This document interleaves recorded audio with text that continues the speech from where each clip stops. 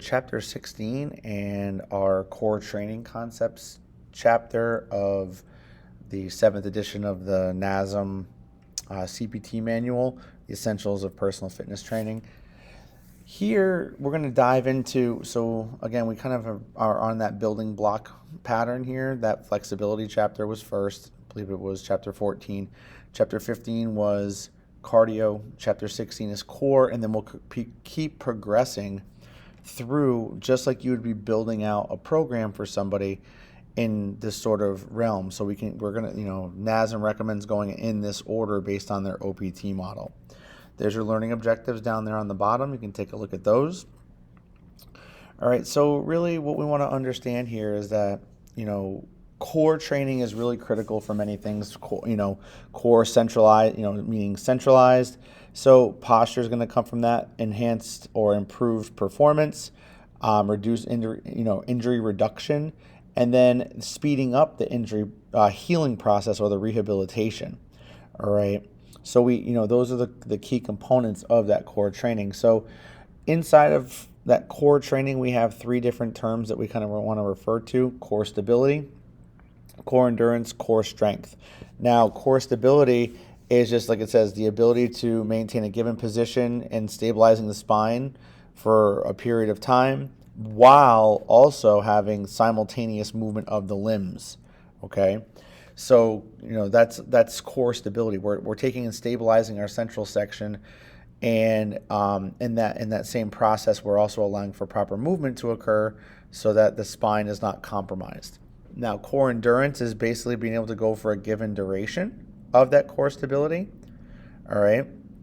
And then core strength is the ability to control the motion of the spine, based on, again, if you lack it or if you are enhanced in it, the lacking will just have a lack of control. Whereas if you have good positive core strength, that just means that your spine is able to be controlled during motion. So, again, with everything that we refer to with core training, there's different levels, local and global musculature, that will help us to stabilize the spine. It will allow us for proper movement with that stabilization. So that's what we're going to be referring to as we go into the next section. So the core musculature, regarding the lumbopelvic hip complex or the LPHC, all right, we're working here with that lumbopelvic hip complex. We're really working around that, the center of gravity of our body. Again, in simplistic terms, although it's not the same for everybody, if you think about just taking your finger and poking your belly button, that's usually a really good indicator to where your center of gravity is. All right. But when we talk about that specific region, we're talking about the abdominal region, the hips, the gluteals, minimus, medius, and maximus, and then your low back region. Okay, so we're going to divide these regions into, like we said, local and global groups of muscles. All right, and their job is to basically work in sequence, especially during movement, to provide a stabilization of the spine, and then obviously that simultaneous movement, like we talked about. All right, now again, what we're going to have good quality trunk movements. At the same, our trunk is able to maneuver, especially with that lumbopelvic hip complex, and so what we're doing is we're getting a good stable spine, and we're getting a trunk that can move in any direction that it needs to, depending upon obviously what the demand is calling for. So your local muscles, they're what we would consider them primarily type 1. Okay, type 1 meaning they're more aerobic. That means they don't fizzle out very quickly. They're more endurance based. And that's really important because you would figure your posture would fall apart if they were type 2, because they would get fatigued out very quickly and they would have to be shut off and then rested and then turned back on. Whereas type 1, they can, basically, we're not talking about high intensities here during natural movements, but understand that, as intensity of resistance training or whatever, or power training or whatever we're doing ramps up, these muscles get taxed a little more, but they're still endurance based. All right. They stabilize the spine and they work on maintaining that posture. So looking at the muscle groups, the rotators, the multifidus, the transverse abdominis, The diaphragm, the pelvic floor muscles, and the quadratus lumborum. Those are your typical areas that we want to refer to. All right. So when we look at, the main focus patterns here, the rotators, what we're talking about here are of the spinal segment. If you look, these are more like your erector spinae muscles. All right. Your multifidus is something that it's basically the next layer of that. So, the rotators, they stabilize and rotate the spinal segments. The multifidus stabilizes and extends and rotates. So again, when those contract, they will pull you in specific regions. All right. And, again, the other set is your transverse abdominis. So working on intra-abdominal pressure, very important for when we breathe. And then your diaphragm, again, your big your inspiration, your inhaling muscle, it relaxes on the exhale, right? That's the key component to that diaphragm. But again, setting that diaphragm sets those local muscles to allow us to have that very positive spine positioning that we want, so it's not compromised. Then you also have your pelvic floor muscles. This is, look, if we had like a cross-sectional area, if we cut you in half and look straight down, you can see your pelvic floor muscles sit right inside of that pelvic region, allowing for all directions of pull. So it's keeping your pelvis supported and in alignment. So if any of those pelvic floor muscles become imbalanced, that just means that you're going to have a shift in your pelvis and your hips. Then we go into your QL, your quadratus lumborum. Okay, again, connecting from, if you look, it really connects from your lower rib through the spine and then down into the very top of your iliac crest. All right, and so because of that, what it allows for is that lateral flexion of the spine, meaning if you were to stand up straight and bend directly to your left or to your right, all right, that will be lateral flexion and then elevation of the pelvis because of how it connects in an upward fashion. Okay, you have a more vertical line, so that allows that elevation to occur of that pelvis. So if your quadratus lumborum or your QL becomes very tight, you can see here that if one side, if we look onto the left side of or left side QL, if that becomes tight, that's going to pull that left hip up, whereas the right side will either remain the same or start to sag a little bit, and we would call that a hip hike. So moving from the core local to the core global muscles, they're predominantly, they don't have a predominance. They're more type 1 or type 2. Now, again, genetics can play a factor in that as well, but particularly we're looking at a combination of them. So what is it that we're looking for? They move the trunk. All right, they transfer loads between the upper and lower extremities. That's their UE and LE. All right, and then they also provide stabilization of the spine. This is where we would have those concentric and eccentric actions. So we're talking about more muscles that we recognize a little bit more. Rectus abdominis, external and internal obliques, your erector spinae, your gluteus maximus, your lats, and then your hip flexors, including your iliopsoas, which is your iliacus, and your psoas muscle groups, which is basically combined. So your rectus abdominis, again, very common for us to, point those out. Centralized region, all right, what do they work with? There's those primary actions, trunk and spine flexion, rotation, and lateral flexion, so again, side to side. External obliques, the ones that are more pronounced on your lateral sides of your abdominal region, spinal flexion, lateral flexion, and then contralateral rotation. Now, contralateral rotation, meaning that if you want to rotate, so if you were standing up straight and wanted to just rotate yourself to the right while leaving your hips and legs fixed, what would happen is the external obliques work contralaterally. They work opposite. So the right, if you're trying to turn to the right, the left side will actually assist in that spinal, in terms of that spinal rotation. That's what we're referring to there. Now, this looks like so if we look in the internal obliques, we'll kind of cut down off of here, and I'll kind of go into, if we go through and move into where we would find there's our local muscles and there's our global muscles. So we'll go into that little picture base here. Internal abdominal obliques. You can see those run more inferior, more underlying than your external obliques. See how the external obliques are on the left side here. you know, the internal obliques would run on the lower port below that section. So spinal flexion, lateral flexion, and ipsilateral rotation. Now, contralateral meaning opposite side, ipsilateral meaning same side. So if you're working on rotation to the right, your internal obliques will pull with the right side to turn you to the right. And then as we go through your erector spinae muscle group, those are the large muscles that sit over the top of your rotators and your multifidus. All right, and you can see they kind of cover that, and they're very, very important for all aspects of extension, of the trunk and the spine, rotation, and then lateral flexion as well. Okay. So moving back from there, the iliopsoas, you can see, is now a hip flexor. It connects directly to the hip, right down, and it connects all the way down to the top portion of the femur. Very big, obviously, on hip flexion, but because of where it's placed on that medial side of the femur, it can allow for what we would call hip adduction, and external rotation. All right, so when they contract, they will pull in those manners. Now, like I said before, the iliopsoas is a combination of the iliacus and psoas group. All right, whoops, a little too quick. And if you look, there's your two combinations that work in sequence. Okay, and so really, we want to make sure that when those two are working correctly, they're two predominant hip flexors connecting very similarly to the same positioning. That's why we kind of lump them together. So then your lats, okay, are wings, as some people will say, trunk and spine rotation.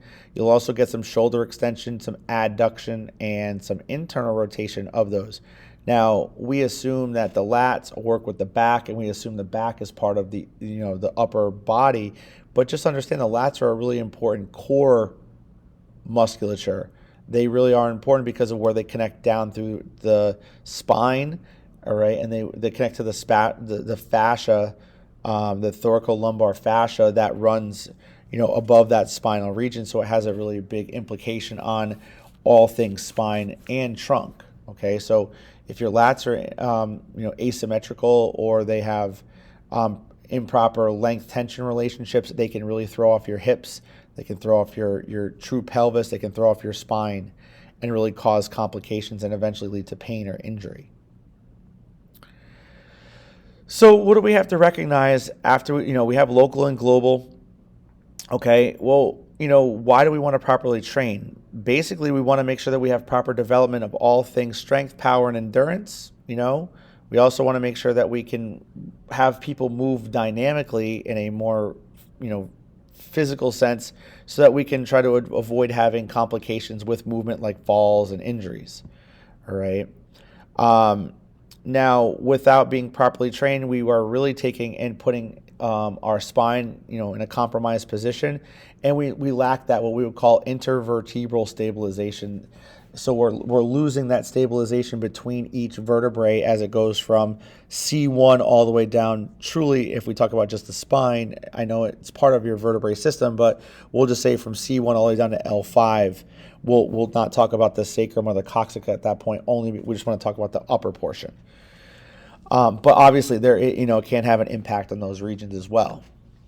If the global muscles are strong and local muscles are weak, what you're going to have is improper transfer of force, and you're going to end up with imbalances that'll occur. You'll end up with non-stabilization of the spine and the trunk in unison. So you'll end up with potential injury or pattern overload that isn't really necessary.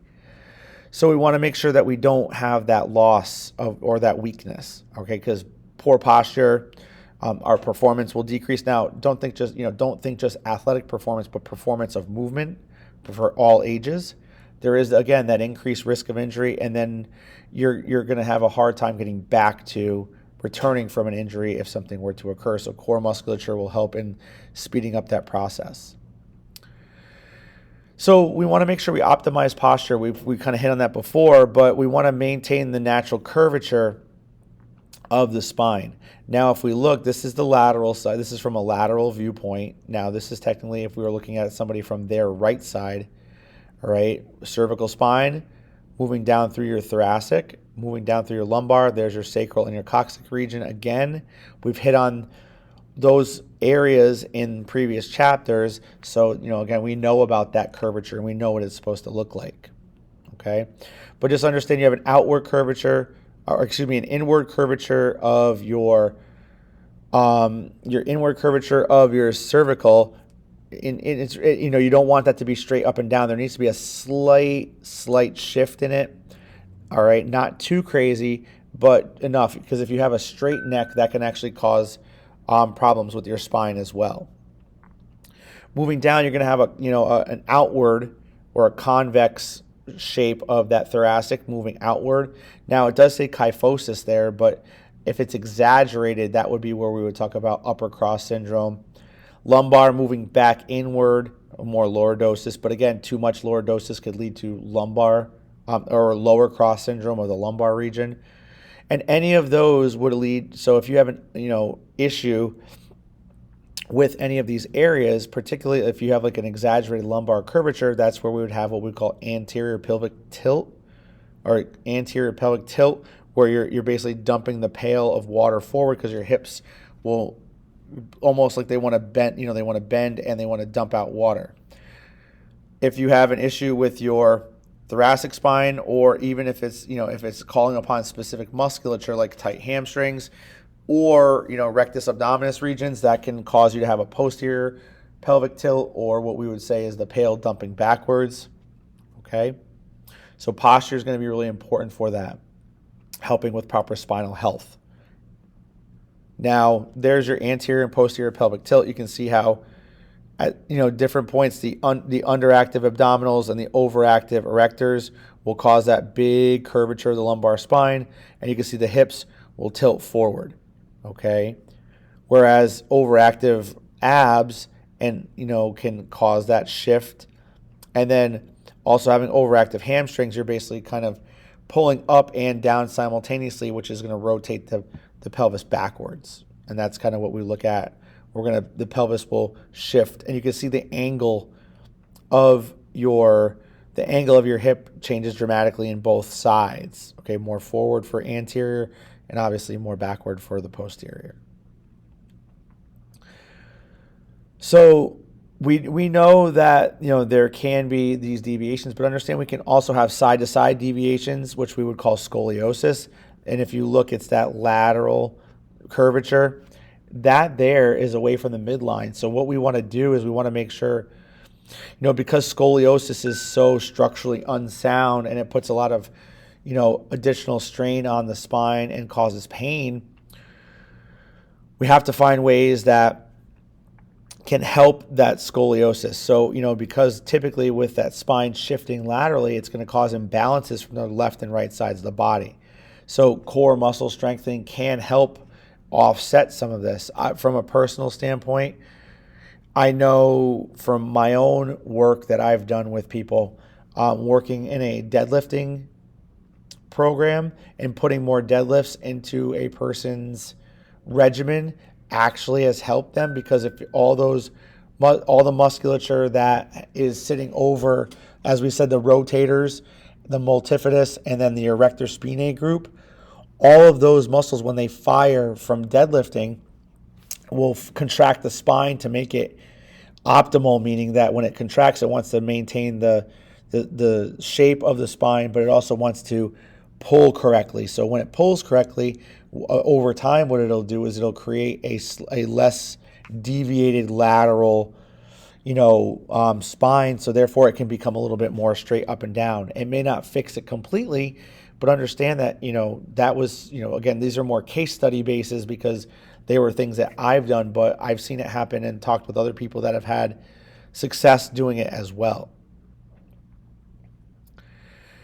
In terms of performance, core act, simply because the fact that the core musculature themselves are working in sync with the limb musculature, you end up having good quality limb speed. You have good, limb strength, limb endurance, both upper and lower. All right. So with all of that, you can have better vertical jump performance. You can have, obviously jumping distance. It helps with speed and kicking performance. It helps with, endurance for those areas, so you can constantly repeat those motions. And there's been increases in, even something as simple as a 50-meter sprint has shown that. Now, understand that core musculature in a 50-meter sprint inside of the pool for swimming is really important, because now you're talking about non-weight bearing versus if you did like a running sprint where it's weight bearing. So in the pool, core musculature can help you with staying afloat and staying active in that whole process. Injury resistance wise, we're talking about making sure that the extremities move correctly, so therefore we can avoid that injury. It helps, core musculature helps with improved balance, so therefore you don't have that deviation from your center of gravity moving forward or back, or moving outside of your base of support. All right, so there's that stabilization of the trunk that helps with that. And then from there, injury resistance wise, proper core has actually shown, core musculature, as and having it less in balance, has shown to reduce the risks of things like ACL tears or other major structural damage. And then fall prevention as well. And then with rehab, last part of before we get into some of the the movements here, core training is really important for rehabilitation. We've said it speeds up that recovery process.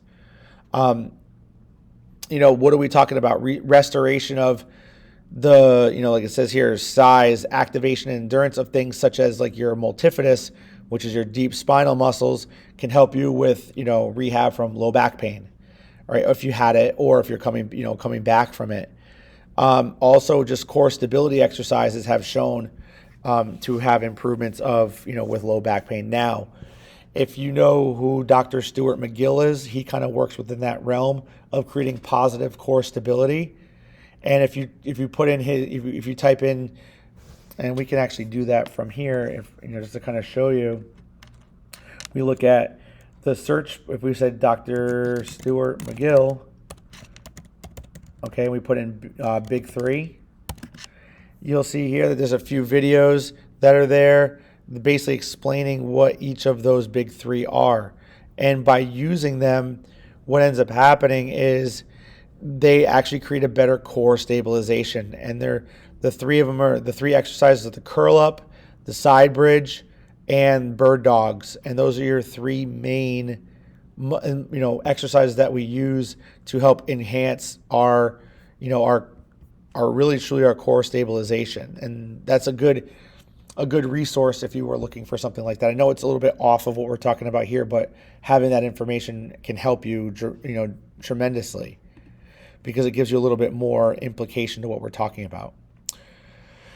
So how we can help too, and a lot of times it works within that what we call drawing in maneuver, where we're basically trying to take our belly button and move it all the way back toward our spine. That's a drawing in technique that helps enhance those local core stabilizers that we're trying to work with, to help activate them and to help them get strengthened. All right. So that's what your drawing in maneuver is all about, trying to basically take and just, enhance the core musculature of that region to promote a better stabilized area of that, basically those local muscles. Versus, now when we talk about abdominal bracing is a lot of what we call the global muscles, like the rectus and the rectus abdominis and the external obliques. Those allow those to contract on top of your diaphragm to basically set your spine so that you don't have that spine movement. You have good, proper spinal strength or core strength in that moment to promote a safe spine. So what we do is for bracing, we take a big diaphragm breath in, and what that does is it engages the rectus abdominis and the external obliques. And because the diaphragm's set, because we're holding our breath, and basically because those muscles are fired, we actually have what's called like a bracing, or almost like having our own human weight belt. And that's what will help us to stay in line for certain tasks that we're looking to do.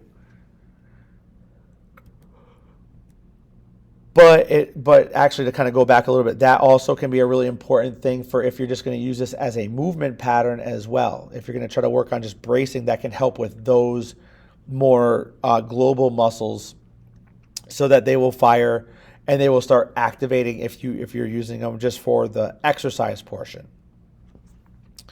So what do we want to make sure of? Again, just like anything else, we want to make sure it's systematic, progressive, and functional for everybody. We're working on all range of motion for concentric and eccentric and isometric actions. So we want to make sure that it's planned out correctly. All right. We want to, again, get through. We want it to be multi-planar. So all planes of motion. We said full range of motion. We want to go through many body positions. We want to work on speed of execution, whether it be slow or fast, or somewhere in between. And then we want to be able to adjust, and create specifics for things like our acute training variables, which we lumped up to sets, reps, intensity, speed or tempo, and then frequency. All right. So by doing this, we can also create what we will call a proprioceptively enriched training environment where we can adapt to our body's movements based on specific stimulus. Okay. Although I'm not a huge advocate of it, NASM truly is. A lot of these personal training certification bodies really are about doing unstable or balanced unstable training, like working on like Bosu balls and things like that. I'm not opposed to them. I just feel like they're more for the beginner through the intermediate who are working on enhancing this core training, and that's really important for that. If we're working with the elite level at this sense, there's been a lot of research that shows that working on unstable training can slow down movements, which increases your chance of injury. So keep these things in your back pocket to know that check to make sure that unstable surface training or unstable training in general is right for each person. All right.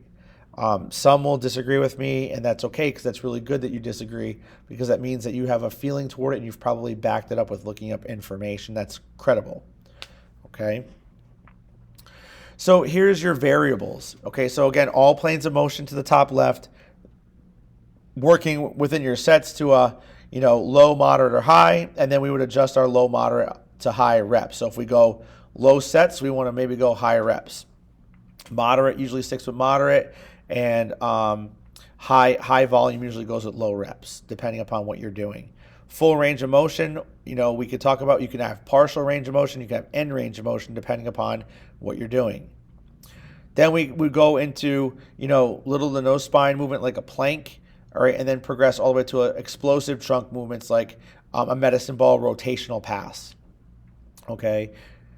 Speed goes from slow to explosive, and use any of those. Resistance, just like anything, goes from just body weight only to heavier, and then using a multitude of different types of equipment can be used as well. Okay.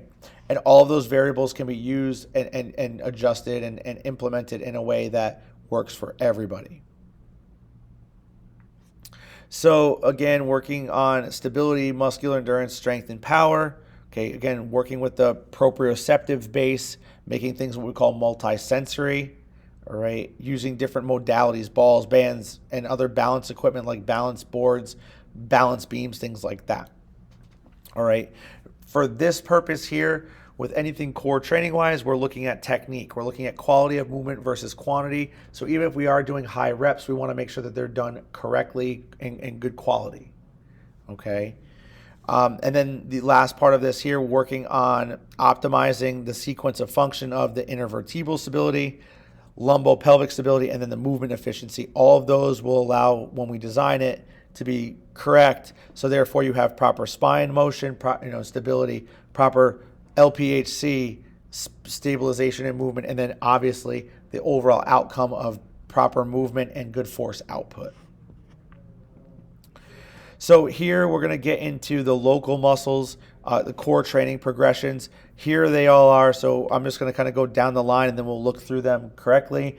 Marching, floor bridging, ball bridging, cobras, floor or ball, fire hydrants or clamshells, planks, side planks, dead bugs, bird dogs. Dead bugs are floor based where you're lying on your back. Dead bugs are on the floor. Bird dogs are just on all 4 points of contact, hands and knees. They're the same motion, just in a different format. One's more what we would say supine, one's more prone. Pull-off presses, and then your farmer's carries. And then going through your global and local muscle progressions. You're talking about floor crunches, ball crunches, back extensions, reverse crunches, knee ups, cable rotations, lifts, and chops. Okay, those would be your second set of progressions. All right, moving through full range of motion. Here, we're more worried about stabilization, so we're not going to be doing a lot of movement. We're talking more about stabilization of the spine, and it's not so much that it's isometric, but just minimal movement. And then lastly, our progression 3, getting toward that explosive speed, medicine ball rotation, chest passes, medicine ball pullover throws, front med ball oblique throws, side medicine ball oblique throws, and then you're talking about soccer throws, wood chops, and overhead throws. And we'll go through all of those here in our chapter. So if we were to pull up our exercises, there's your marching. Now again, when you march in this way, your hips will slightly come off the floor, and that's okay as you march. But we're working on just lying down and marching with our feet. They should be slow and controlled. Floor bridging, just hip elevation, okay? Nice and controlled. Ball bridging is basically the floor bridge, but now you're trying to stabilize yourself on the ball. Provides a little bit more of the stabilization of that core region, meaning that the front and back have to be a little bit more engaged for that purpose. Floor cobras here, if you look, what we're doing is we're working on bringing almost like a half Superman, where we're going to engage the lower and upper back to be able to pull ourselves off the floor in a safe manner. There's your cobras, same, on the ball, same position, just on the ball itself. Fire hydrants or clamshells, now they're on this pad simply for, it's not so much that's to add more stability or more control. It's more about just making sure the knee is in a safe, compromised position, an uncompromised position where it's got like a soft feel on it versus having to be on a harder floor. And then we're just going through abduction, just lifting those legs up, just like a dog peeing on a fire hydrant. Planks, we've seen those a lot. Again, going with I personally feel that the elbow plank is slightly harder than the upper push-up, the top of a push-up or the upper plank, but you can do either one of them as well. And then you can make them less or more, less challenging, but more for a beginner by putting them up on a bench, okay? Or against something a little bit higher. Or you can make it where the feet are off the floor and they're going more in an inclined manner, and that will make it more challenging. There's your side planks. We can do hip raises. We can actually say side plank, drop the hips and lift the hips. That would be side raises, side plank raises. There's your dead bug, opposite arm. See, this is a little bit different than anything that I've ever seen with a dead bug. Typically, we start with the knees in that 90-90 position, and then we have the hands almost like in a bench press position. And then, typically you don't start, maybe I do them a little bit differently, but we usually start with both legs in that 90-90 position, both arms in that 90 degrees of flexion, and then you go opposite arm, opposite leg. So a little different variation than what I've normally done, and what I've seen across the board. There's your bird dogs, opposite arm, opposite leg, maintaining that stabilization of the spine. Kneeling pull-off presses, you can take that band. Now, a trainer can hold on to it, obviously. You can wrap that band around a bar, like a post for like a squat rack or things like that, and allow for it as well. Now, this is a kneeling position. You can do it standing as well. But here you'd be taking that, about sternum height, and all you're doing is stabilizing yourself. That band is going to try to pull you. And so for this person, that band is going to try to pull them to the left. So you got to maintain upright posture while pressing the band away from you. Now, pressing the band away from you, when that weight gets away from your center of gravity or the set line of center, it makes it more challenging. It puts more weight outward. So therefore, you have to control yourself more. And then farmer's carries, walking, a specified distance, trying to maintain upright posture. We don't want to be hunched over. We don't want to have forward head, elevated shoulders. We want to walk naturally and just keep that weight in our hands. So not only is it taxing our our stabilization of our spine and hips, but it's also working on grip strength as well. Moving from, like we said, the phase one to the progression number 2, floor crunches, trying to keep that neck and neutral spine without pulling on it. Ball crunches, safer for most people than doing a traditional sit-up. There's your back extensions. Now, again, this person should not be pulling their head in any direction with, with the head. They shouldn't be driving their hands down or pulling your head back in that sense. Moving through the reverse crunch, you can do this on the floor. You can do this on, a bench like you see here, working on, again, legs they can be in the 90. Typically, the more advanced you go, you'll let your legs out all the way so they stay elevated or they stay just off the floor, and then you pull those knees back in toward the chest with a slight hip at the end. Knee ups, which are more about holding on, and sometimes you might see these called flag pulls, where you're basically lifting the hips off the ground more so than it is about you can also make it a little bit more challenging by lowering the legs, but depending upon your ability level. But here we're working more just on hips up and driving, those knees straight up.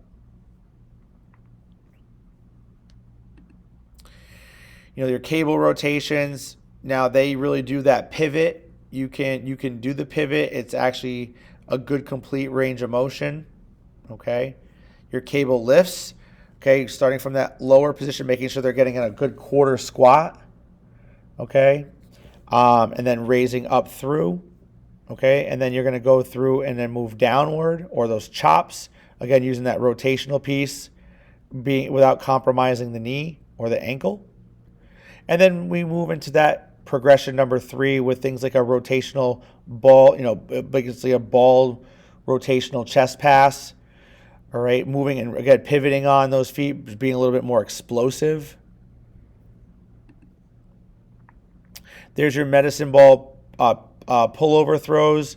You can do these from a ball position. You can do them from a lying position on the floor. Okay, really working on trying to engage the abdominal region to fly that ball to either your partner or against a wall, just not drywall, because it'll go right through. There's your oblique throws I was referring to earlier in the lecture.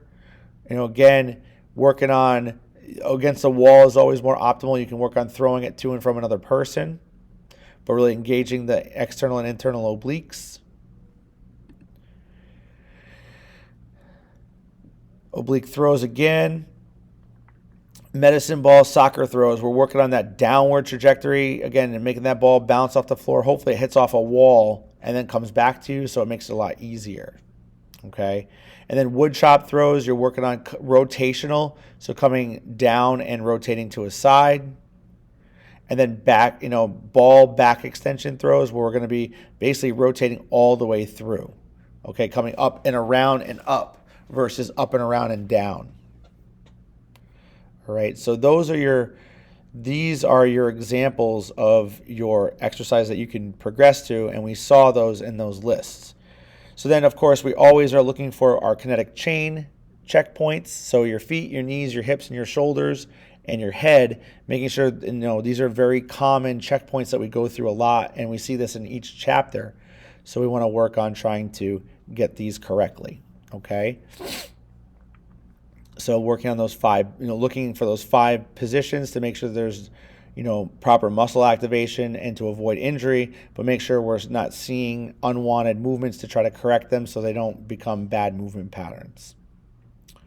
So that is, chapter 16 with core, very important chapter, something that we cannot, take lightly, and everybody should be doing these types of movements no matter what you're doing. I don't care if you're a powerlifter, bodybuilder, if you're a weightlifter, if you're a CrossFitter, if you're a person who just, who does boot camp, if you're a person who does your own thing, they should always be doing something like this. Okay? So thank you for listening, and I hope you all have a great day, and we'll move on to chapter 17 soon. Have a great one.